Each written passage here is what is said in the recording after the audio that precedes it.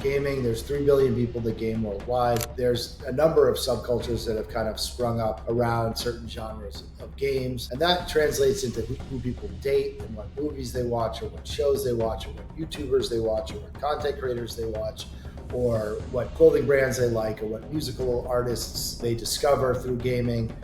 So there's a lot of ways that gaming connects to people's lifestyle. And so that's essentially what we're building. We're a brand that means something in the gaming world. And we create content, we create products, merchandise like the shirt I'm wearing, and we create events and cultural moments both online and offline. I'm Jake Aaron Villarreal, born and raised in Silicon Valley, and here to take you behind the scenes to share what it's like to be a startup founder, the journey they're on, the problems they face, and the products they build in an effort to transform industries. I'm excited to have with us today Greg Selkoe, the co-founder and CEO of XSET. Greg, welcome to the show. Great to be here. Great.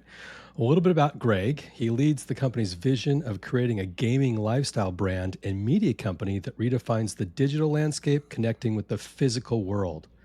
Prior, he created Karmaloop, a venture he nurtured from a fledgling startup into a streetwear retail titan, amassing over $1 billion in lifetime revenue under his tenure as CEO. He holds an MBA from Harvard, and we're happy to have him on the show today. Before we get started here, Greg, where you calling in from? I am calling in from Boston, although the company's headquarters is in Boston. There's only about 4 of us here, and everyone else is in LA. When I started this podcast, I had this vision to go behind the scenes to share what it's like to be a startup founder in Silicon Valley, where I'm born and raised. And weekly, we dive deep in the trenches to find the wins, the losses, and the lessons learned, with the hopes that it helps you run a better startup. But here's the thing. If you've gotten any value out of these conversations or been inspired at all, hit the subscribe button. And I get it. Your podcast feed's probably overflowing. But to stay up to date with what's going on in Silicon Valley, stick with us. Because at the end of the day, we're all just trying to build something that matters. And we're better when we do it together. So hit that subscribe button and follow us wherever you find your podcasts. Now, let's get back to the show. Gotcha. Well, it's good to have you on here. You know, we work with a lot of companies that are building technology, and some of them are building services. We're going to talk about your company, XSET. But before we do that, give us a little background of kind of you, your origin story, where you grew up, and what was your path to get into technology? How did that happen? Yeah, so I grew up here in Boston.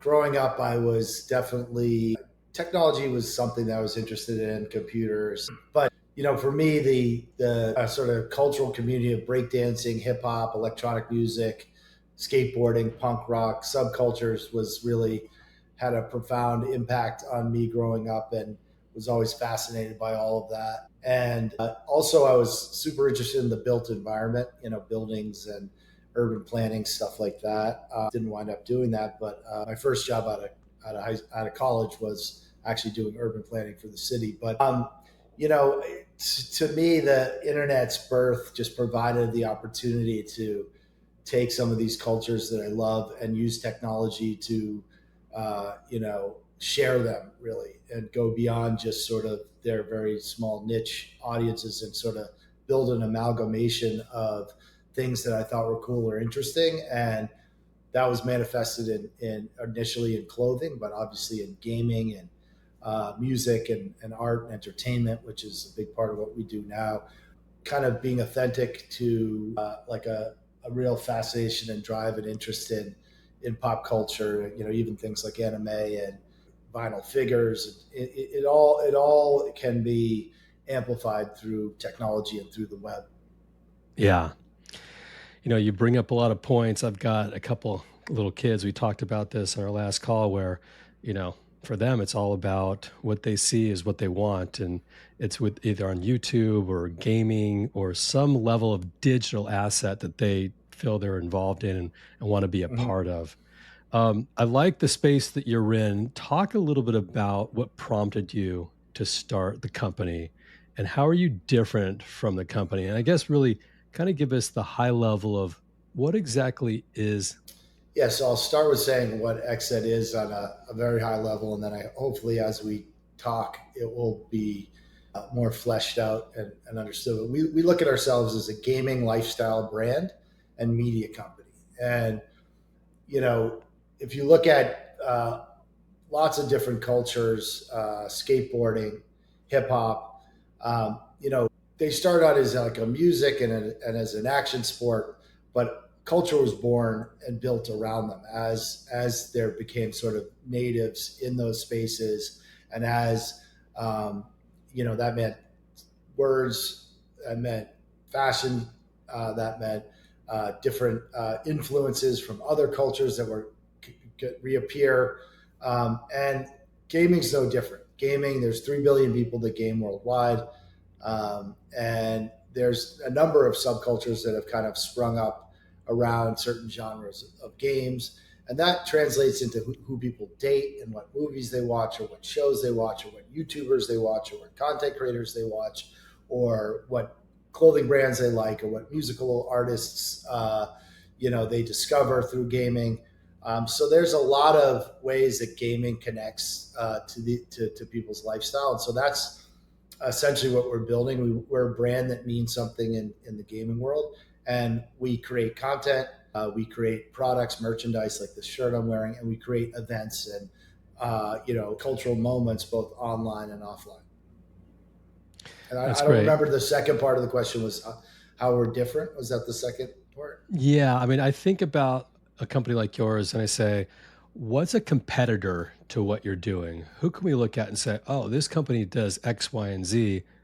That sounds like now I understand what you do and how you can do things differently or maybe the same. Yeah, so a lot of times I'll start with the people that we're kind of compared to most and why we don't think we're the same. And then I'll talk about some other companies in different genres that we look at as much more similar from a model perspective. So like if you look at the folks that we get comp to most often are esports teams and other sort of esports content creator organizations. They're called gaming orgs.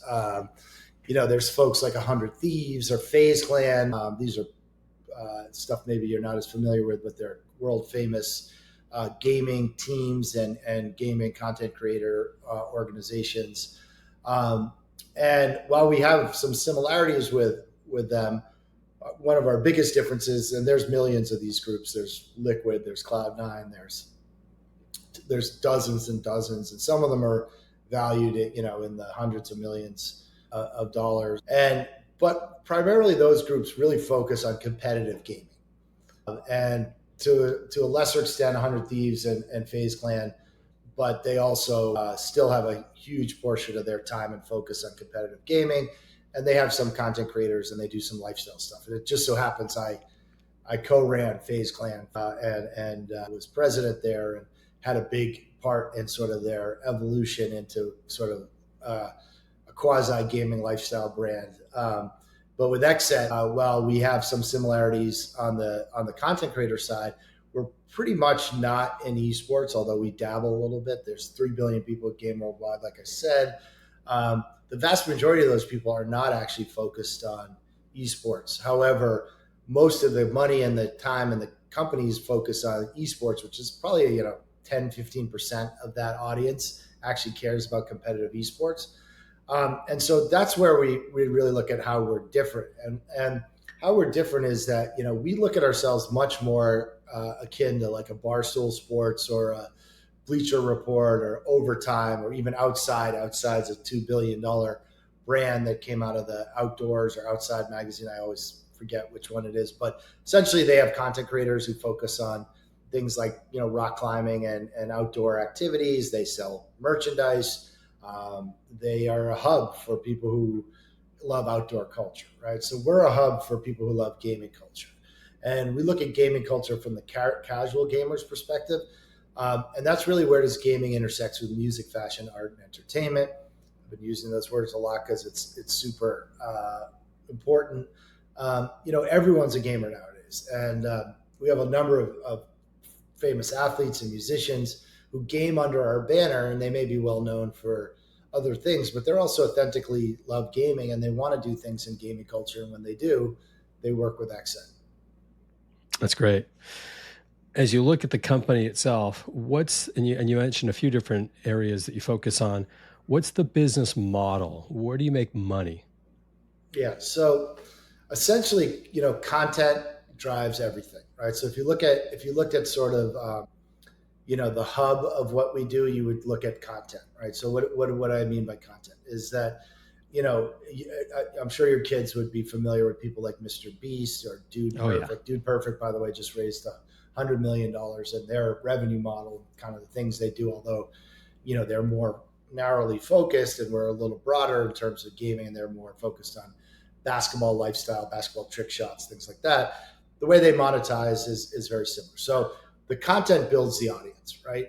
We have a number of folks that are very famous content creators in gaming, and these are folks that are not necessarily the best at the game, although some of them are, but they are personalities, right? So a Right. lot of these guys, and guys, I mean, men and women, they stream on Twitch, they create Right. content on TikTok, they create content on YouTube, and so people get to know our brand because these people are associated with our brand. They're part of XSET, they represent XSET, they wear merchandise, they talk about XSET, and they create content around XSET. So that's the sort of propagation of the brand.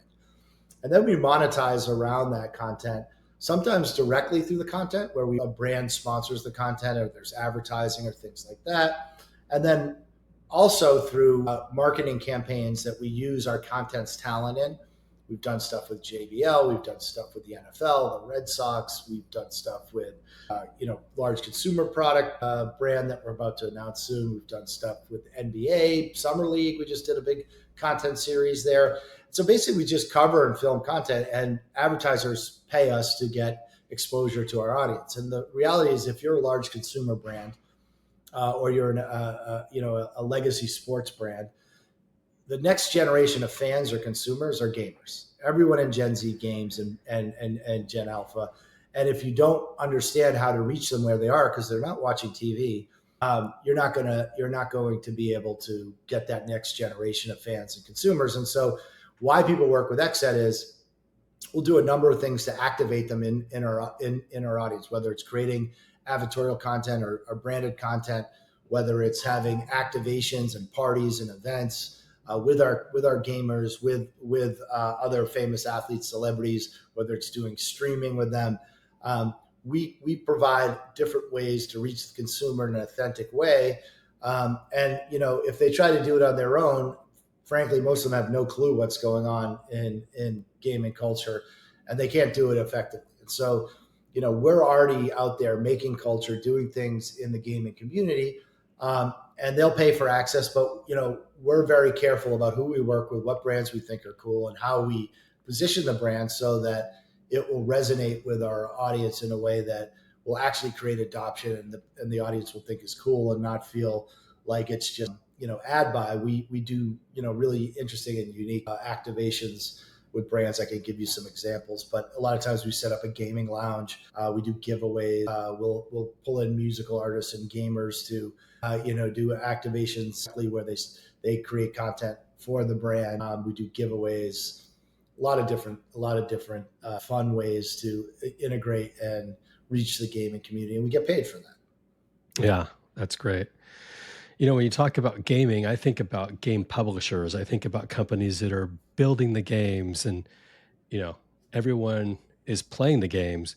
What's the relationship with the gaming publishers, if at all? Yeah, so we have a good relationship with the gaming publishers, and we work.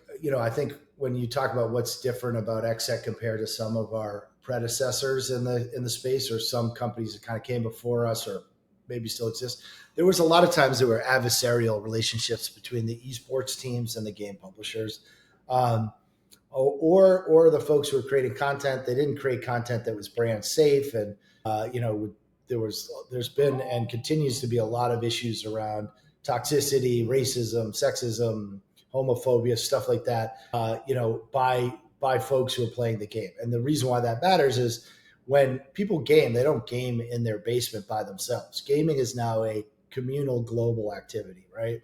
There's right as we speak, there's 70 million people playing Fortnite, right? And there's stars in the Fortnite world who have huge audiences watching them game on Twitch, right? So a guy like Clicks, who's our biggest Fortnite star, he could have 40, 50,000, 60,000 kids watching him play the game, right? And he's talking, he's interacting with the fans while he's playing.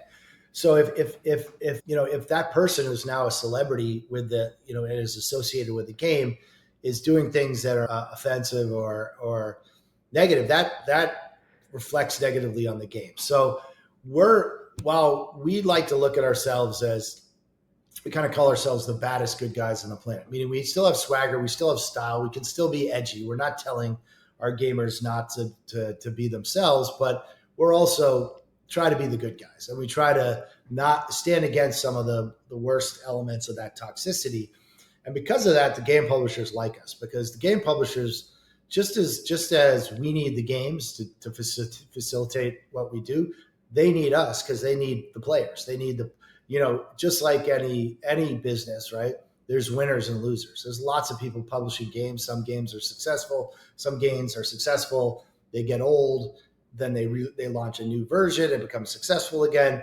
Sometimes they launch a new version and it fails. It's a constant churning and movement of these games, all competing to maintain and excitement and players and interest from the community. So, we've built relationships where we've done things like build, digital skins or maps in the game. So our branding's in the game, or our celebrities, gamers, or have skins in the game. We've done merchandise collaborations with game publishers. We've got a big one coming out with a massive game that's going to be really cool, where we're going to do both digital items in the game and also the physical items that you can buy that match what you have in what the character can wear in the game. So we're an opportunity for the game publishers to build audience, build excitement, and in some ways we can put our thumb on the scale a little bit on what games we think are cool.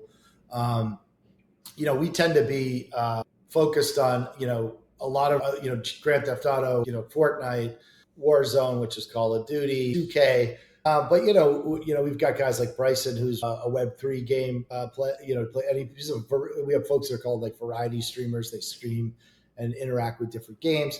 So we're a part of the ecosystem, and I'm not saying we're the only one, but we're one that because I think we have a unique ability to both understand culture and youth culture and be authentic, but also understand what works in business and what can and can't be done. When you're trying to build a brand out there, and you're a large publisher. In some cases, you're a public company, and you don't, you got to be careful on what you do in this space, because you got a lot of kids who are speaking freely and creating content. We're very good at sort of navigating that world. That doesn't mean we haven't, knock on wood, we've never had a major scandal or issue. I mean, if we did, I think we're in a way that we're prepared to deal with it. If someone who represents XSET, who's a gamer creating content, does something inappropriately, or says something inappropriate, obviously we'll terminate them. They won't be part of the organization. But fortunately, we have not had any major, we've had our issues, but nothing major. There's been a number of examples of other organizations, including some of the biggest, having really brand safety issues around that spooks publishers, it spooks advertisers, and we're good at navigating that space. That's great. We talked a little bit about the gaming publishers. Talk about the influencers. Talk about the gamers themselves. How do you find them? What's in it for them? Well, I mean, the goal is hopefully that, if they're working with us, it's a symbiotic relationship where we're both growing larger, right? Our brand XSET is, cool. We're able to work with a lot of great consumer brands. We're also able to work with really cool clothing brands. We just did an advertising campaign with Nike. We've done something with Gatorade. We've done a number of stuff with cool streetwear brands like Mastermind Japan and Roots Canada, that we'll have our second collab coming. So once they come into our world, we tie them into all these different things. The ability to, build out, if they want to build out their own consumer, products brand, or if they want to do stuff in, the fashion space or the streetwear space, we can help them with that. We can pair our two or three of our stars together to create content. Like Clicks, who's our biggest, streamer and our, biggest sort of pure play gaming star. He's done stuff with T Grizzly, who's a huge rapper, who's also part of XSET, who's a streamer. They did a Fortnite stream together on a map that T Grizzly created with Snoop Dogg's company, Death Row Gaming. We've done stuff with Cash Nasty, who's a big 2K creator, and Clicks. So we facilitate these opportunities. We also have, brand deals. Like we've done a bunch of things with Amazon Studios and MGM around movie releases. We tie our talent in; they get to go to the premiere, they get to go to our events and our parties, and we help get them, hopefully help get them deals around getting skins in the game. And so, their association with XSET helps us, and their association with XSET helps them as well. Yeah. God, it's such a interesting model because you have so many different variables that there are opportunities that can drive a value to a brand or to a publisher or to an Mhm. influencer. And ultimately, it's bringing awareness to games, to people, to a lot of areas that brands can tie into. Why is this space so important to you?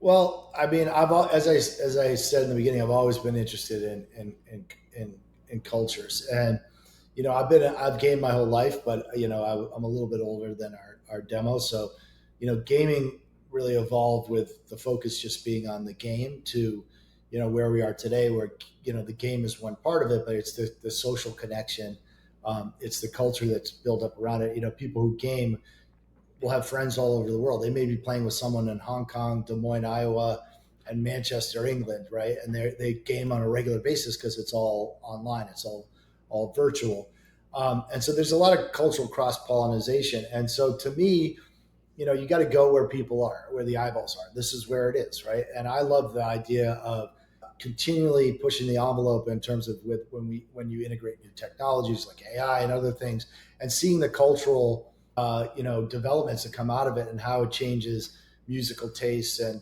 clothing tastes, and it brings people together. At its best, it brings people together, and at its worst, it can be reflect the worst of humanity pre the digital world, right? But we kind of like to be a force to kind of both have fun and sort of push culture forward, but also try to be a force that does things that are good and really tells folks like, hey, if you're a gamer, gaming is not just gaming; it's also interacting in the world and how you see the world and all the different other things that gaming can connect you to. Yeah. So to me, that's exciting, and it's fun, and it's a I get to get up every day and be involved in gaming, right? It's not a bad thing to spend your time and involved and also involved in larger pop culture, which is fun. Really an influence in pop culture, which is, I think, amazing. You went to Harvard, you got your MBA. When you came out, you already had experience of building, a successful big business, and you came out. Did you know what you wanted to do when you were going to school there? And when you came out, what did you learn from your Harvard MBA that's really helped you in this business, if at all, today? Well, so I learned a ton at Harvard. However, I don't have an MBA. I actually have an MPP. So I Okay. guess that was, but I did take a lot of courses at the business school. And so I think what's interesting actually is the fact that when I went into Harvard, I got an MPP. I was getting an MPP UP. So that meant I was at the Graduate School of Design, which is architecture, and I was at the Kennedy School. So it was a joint degree, and the Kennedy School is a school of leadership, school of public policy, really. So, and when I got into Harvard, I thought, hey, I'm doing this business, Carmelo, but maybe I'll go into the public sector. But obviously, I was pretty far into being an entrepreneur, and I decided, no, I actually want to, remain an entrepreneur. And so I took the opportunity. I definitely took some courses at the B school, and I have a lot of connections and people I've met over at the, folks who've gotten MBAs. It's super valuable. But I think being able to, get my degree at the Kennedy School was really actually super helpful, because it's basically you look at the world from like being a leader or an organizer, right? And it's for most of the folks who go to that school, they wind up either doing some sort of consulting, or they wind up being in running for office, or being in government.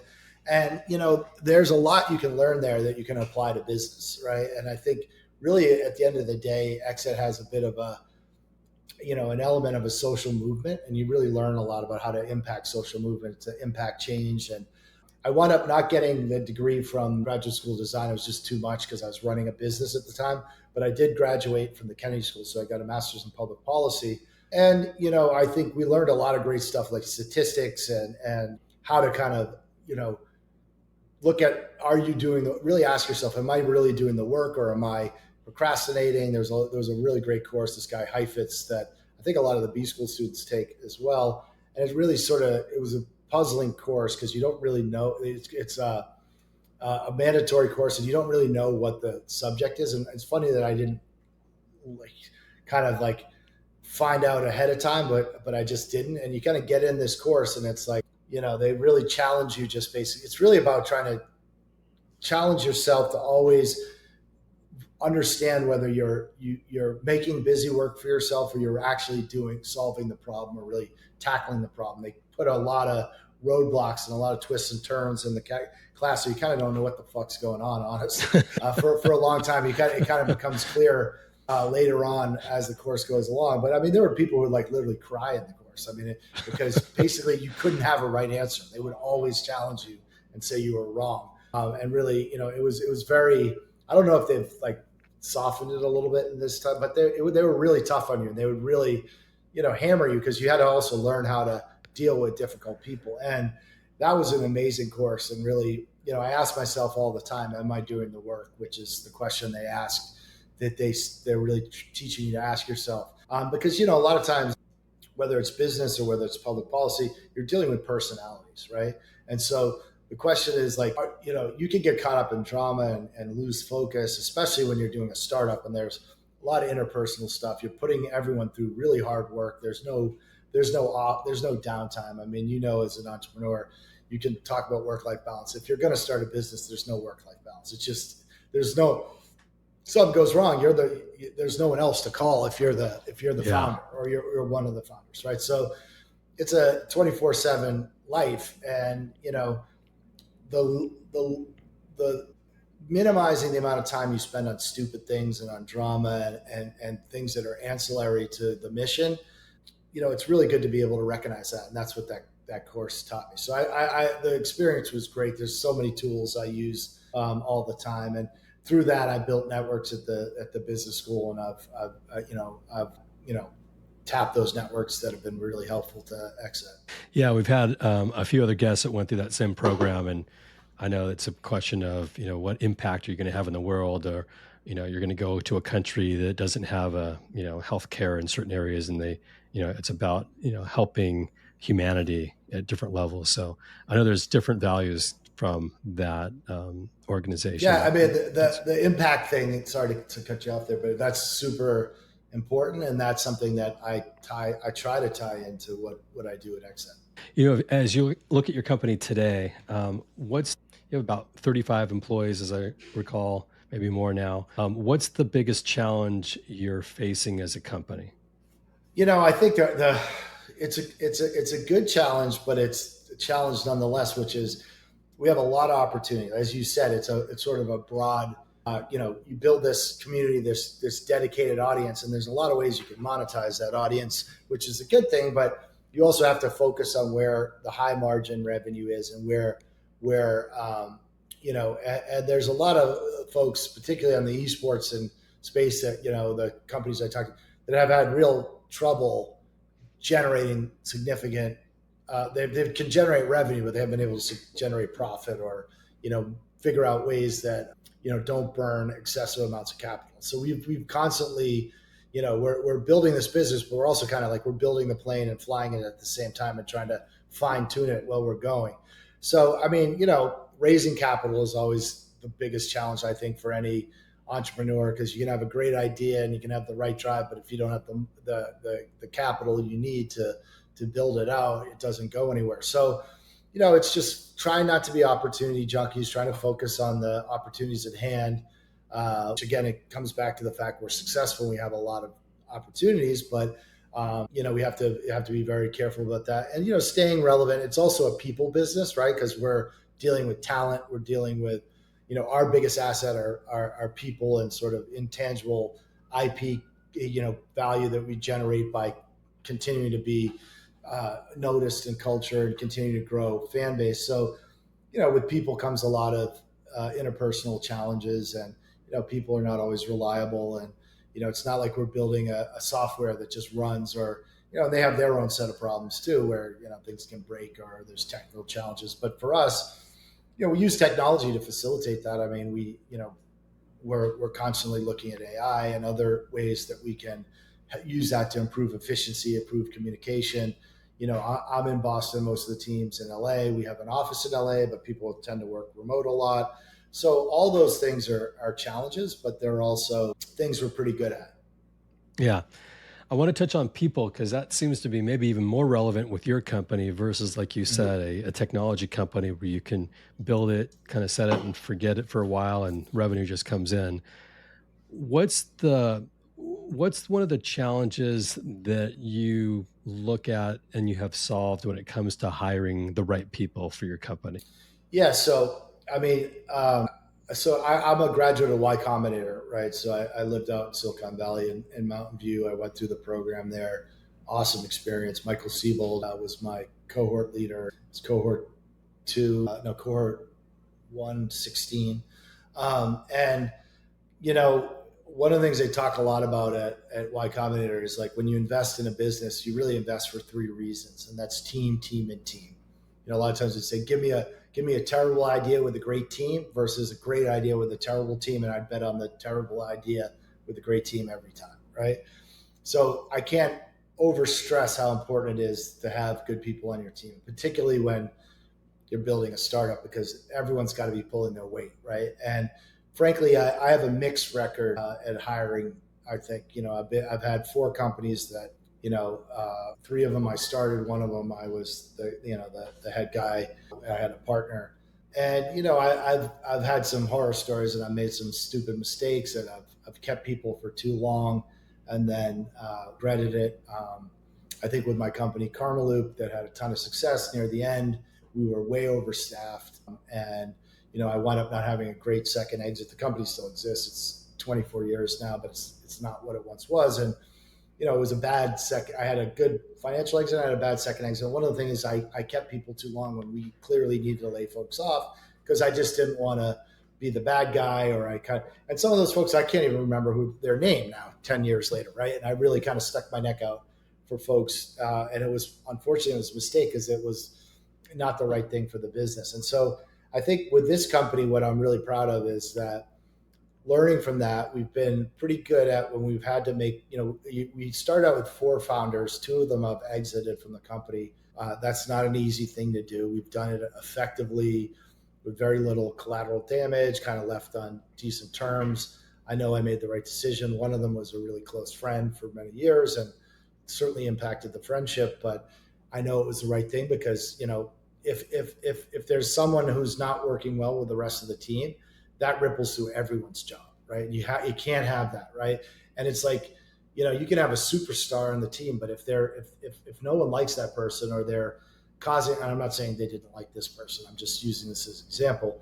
I think people did like this person. It was just a work thing, but the impact, even if they're absolutely killing it in their area, if it's killing morale and killing, and they're not a good team player, the team suffers. So I think, we've got all sort of superstars on this squad. Our COO is the former CEO of Lacoste and Diesel. Our chief marketing officer, she was had a partnerships at Chase, has worked with people like Kevin Hart and Steph Curry. Our CRO, she's super accomplished person in working in sales and generating revenue. Our head of talent also is at Scopely and at TikTok. So we've just got these people with really great pedigree. Even Nick, who's my GM and sort of my right-hand man, young guy, didn't have experience in the space, but just super hard worker, super organized, super quick learner. So I think, and we're all like really nice to each other. Like that's a nice thing, right? Like we definitely, like anything, when you're building, you're all kind of below board in the ship trying to steer it, and it's dark and cramped. And, you're going to have people stepping all over each other because that's the reality of building a business. But I think we have a lot of grace with each other, and I think we all genuinely like each other. That wasn't always the case, even with this company. In the last sort of year and a half, we've kind of, even in the 4 years that I've been doing XSET, I've learned a tremendous amount. And kind of finally got over the hump where like I understood how important it is to have a team that works well together and that everyone, and if it's not working today, it's probably not going to work with that person 6 months from now. And you got to just make the tough decision and let folks go, unfortunately, because otherwise, you're putting everyone's job at risk. It's not like a big corporation where you can carry dead weight or you can carry folks that are maybe somewhat disruptive because the company's been around for 30 years and does billions of dollars and it's public and there's just an abundance of jobs that you don't have to perform at your peak.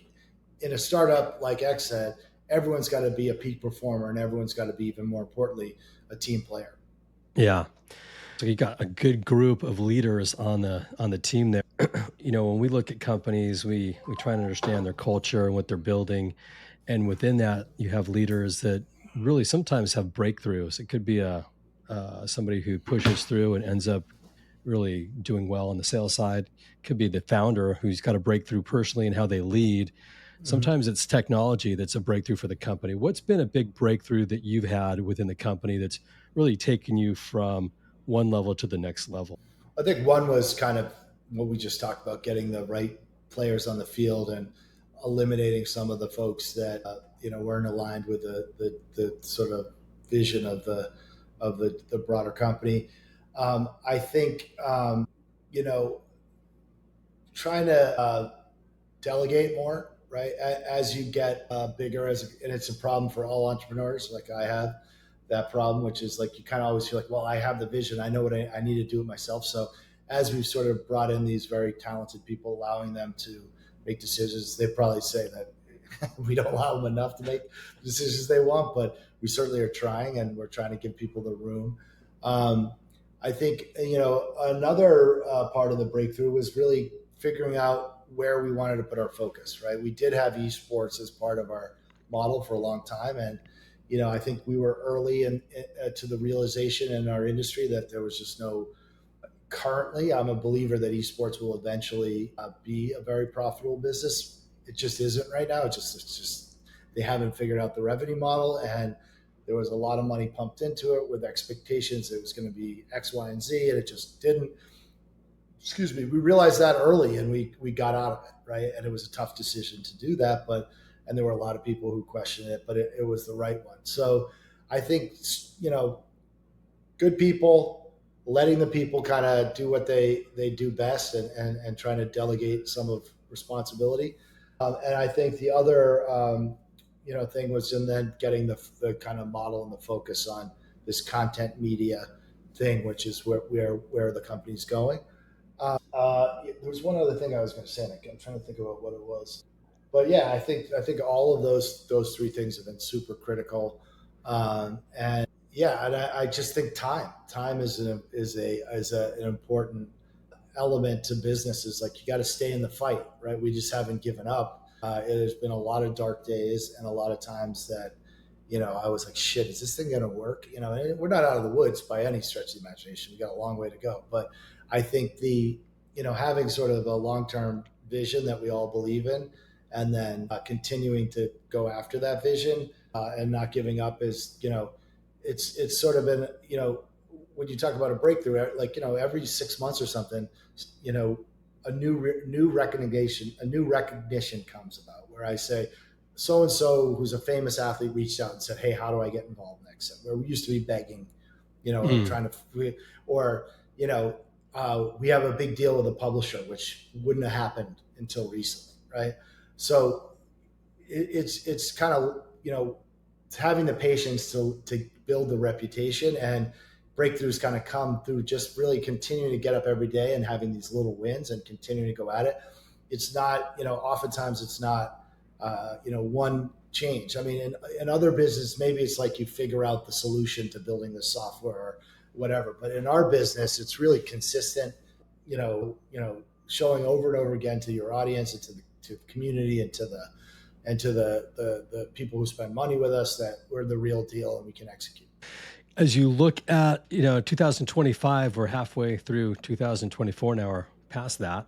What are you excited about? What's on the roadmap? What's coming that you're really looking forward to? Well, so we have this skin deal, which is this with the publisher. it's going to be huge. That's in Q1 of 25. We're going to have a skin. I can't give more details in a major game. It's going to be huge visibility for us. We also have the license to do a bunch of clothing and in real life activations around it. So it's going to be a game changer for us in terms of it could be a 8-figure deal because it's you kind of make commission on stuff, but it's a big deal. That's more money than we made in 23 in one deal. So that's big. We're starting to really build out our XSET studios, which is sort of our B2B2C part of the business, meaning that the C is our community and but we are working behind the scenes now because of our expertise in gaming. Like, I'll give you an example. So JBL makes a gaming headphone. So, not only did we do forward-facing things where JBL worked with one of our talent, Clicks, to be the face of the headphone and to do a in-person activation, and but we also, behind the scenes, they also worked with us to conceive of to conceive of the whole campaign and to shoot the campaign. So to really act as let me see if I can shut this off. I know I wasn't supposed to do this, but not perfect here. Anyways, so yeah, all of those things are really exciting. And I think, our ability to shoot content and do stuff almost as an agency is a really exciting part of the business. We'll be doing a lot of that and continue to do the stuff we do forward facing in gaming and culture as well. Oh, that's great. Well, I'm excited to see what the future holds for your company, XSET. And, like I said, I got a couple little kids, so I'm sure we'll be looking for your brand in the games that they're watching on Twitch to see, the real deal, the company and the man behind it. So we will awesome. Get feedback there. But if anyone wants to find... So first, before I even say that, we got to get your kids and use some XSET merch. We got a lot of cool stuff. So send me your address and I'll send over a package so they can be the coolest kids in school. So where can you find XSET? Well, first of all, there's xset.com, xset.com. That has our content, that has our merchandise on it, has stuff about events. If you're looking to work with us from a agency perspective, there's XSET Studios, oneword.com. And on socials, it's just XSET. So that's at Twitch, that's at TikTok, X, IG, all XSET, super easy. And then on socials, my socials are just at SELKOE, at Selko. And that's on all the social platforms as well. And, if you want to email me, you've got thoughts, I like to always respond. It takes me a little time, so don't think I'm blowing you off, but you can always email me at Greg, Gregs, so Greg S at xset.com. Very cool. Well, thanks so much, Greg, for coming on and sharing that story. I know a lot of gamers, I'm sure, are listening to this, and hopefully they'll get some insights about maybe how they can be an influencer of you someday or with you. You never know. For all the listeners out there, I want to thank you for listening as well. It means a lot to me that you spent your time with us. My name is Jake Aaron Villarreal, signing off for now, but can't wait to catch up with you all on the next episode. If you like what we're doing, don't forget to subscribe. Leave a review on Apple Podcasts or wherever you listen. And follow us on YouTube, where we go behind the scenes to learn what it takes to be a startup founder.